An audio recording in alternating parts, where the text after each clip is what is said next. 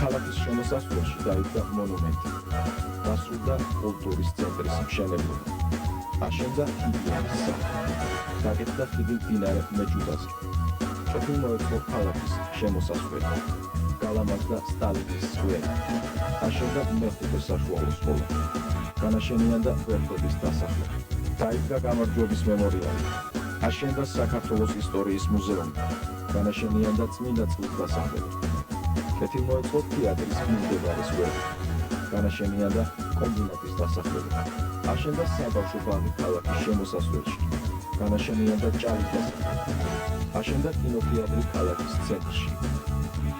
დაინგრა ყველა სახელმწიფო ბარაკი და 8000-მა ოჯახმა ახალ მოსახლეობა ისენა. ეს ყველაფერი ვახტანგ ყანჩაველის ქალაქის ხელმძღვანელად მუშაობის პერიოდში მოხდა და ბოლოს სიძესთან გიორგი კამერასთან ერთად ვარიანში ულამაზესი სპორტული ცენტრი ააგო. ეს საქართველოში მშენებლობის ჟამი ხდება. მიეცით მათ ღირსეულ მაჟორიტარ დეპუტატობის კანდიდატს, პროფესიით მშენებელ ინჟინერს, ვახტანგ ყანჩაველს საქართველოს პარლამენტის არჩევნებში და შემოხაზეთ ნომერი 1.